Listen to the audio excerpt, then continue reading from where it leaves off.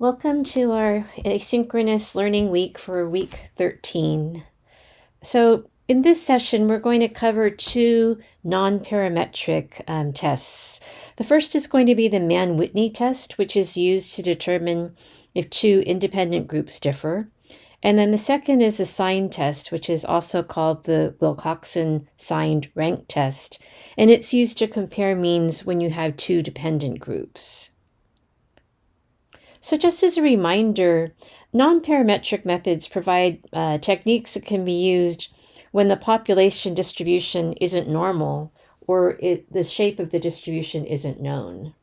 So in general, these techniques are powerful because they have fewer conditions that need to be satisfied in order for these tests to provide valid inferences.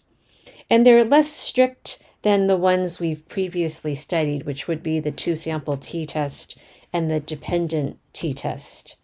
So these methods are alternatives for the methods we previously studied. And again, those would be for the dependent samples or for the independent samples, which we did before we did chi-squared tests and before we did regressions. So maybe about week 9, I'm not sure. We can go back and look.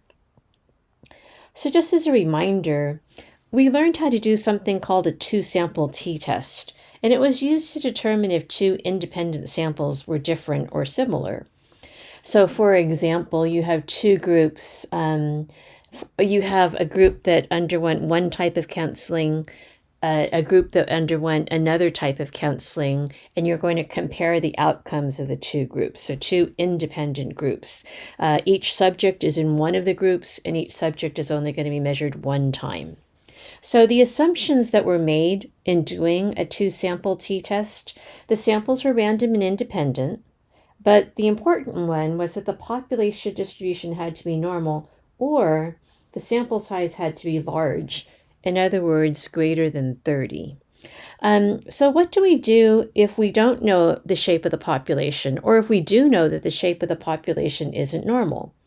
Or what do we do if we don't know anything about the shape and our sample size is small? In other words, our sample size is less than 30. Well, that's what we're going to talk about today. So one of the things we can do is use a non-parametric method called the Mann-Whitney test. So how does the Mann-Whitney test work? Well, you can use it whenever you have, whenever you would ordinarily use a two-sample t-test for independent groups. You can also use it when the population distributions are not normal, or when the samples are too small to apply the central limit theorem. So what are the assumptions of this test? You have two independent groups. You have a response variable that's continuous or numerical, or discrete and can be ordered like rankings. The sampling was done well. In other words, it was random independent, and the population distributions have roughly the same shape.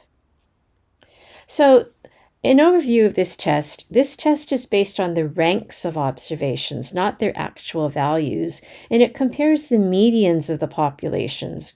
And this is why this test can be used for populations that aren't normal, in other words, skewed distribution. Because if you remember way back to the very beginning of our course, way back in September, we learned that when you have skewed distributions, medians are much more reliable descriptions of central tendency than means.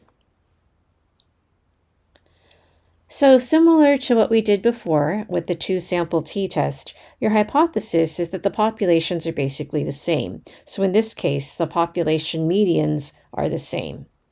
And your alternative is that the medians are different. In other words, the populations are different. So if the medians of the populations are equal, then each group should have a mix of high and low ranks. If the null hypothesis is not true, then you'd expect most of the low ranks to be in one group and the high ranks to be in another group. So the way the test statistic and p-value are found is you compute the ranks of each observation, ignoring which group the observation belongs to, and then you add up the ranks for each group. And don't worry, I'm going to do an example. And I'm going to do an example just so you understand where the test statistic comes from. But as you know, in practice, this is all done using technology. The p-value is found using probability theory and combinatorics, which is a branch of mathematics. And again, it's left to technology, but it's interpreted in the same way that we interpret all other p-values. So finally, an example. Do critics' ratings for black and white movies differ from their ratings for color movies? So here I have a sample of 6 movies.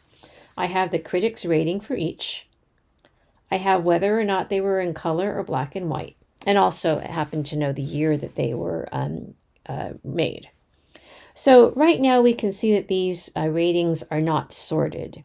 But the question we want to ask is, do critics tend to rank black and white films higher than color films? Or is there any difference in their rankings?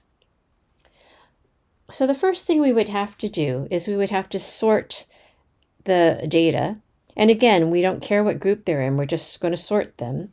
And so the first one had a ranking of 1, 2, 3, 4, 5, and 6. Okay, so we've given a rank to each one of the data values.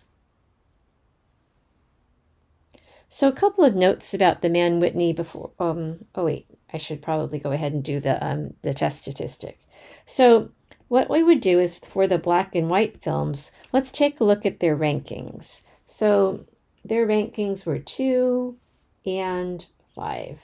So 2 plus 5. The rankings of the black and white films were 7. For the color films, that would be 1 plus 3 plus 4 plus 6. That's a value of 14. Okay, so the color rankings added up to 14, and the black and white rankings added up to 7. Now we can see that those are different, and the question is, as always, is that a significant difference? Again, the p-value will tell us if that's significant or not. So a couple of notes about the Mann-Whitney test. Many statisticians prefer to use it rather than t-tests because it's what we call more robust.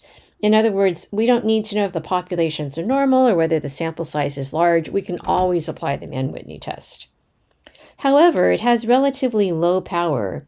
In other words, it's less likely than other tests to lead you to reject the null hypothesis, which is why when you can confirm the shape of your distribution or when you know your sample was large enough, statisticians would prefer to use the t-test because it's more powerful. But for large sample sizes, the Mann-Whitney or the two-sample t-test that we've learned before will lead you to exactly the same conclusion. But when the sample sizes are small, in other words, when in situations where you can't use a t-test, the Mann-Whitney approach will produce more reliable results. Okay, so that's the Mann-Whitney test. I didn't write down the p-value for this one, but I think I recall that the p-value when I did this using technology was quite small. So our null hypothesis was that the medians were the same. We would have rejected it and concluded that critics do not rate black and white and color movies the same, that they have a preference of one over the other.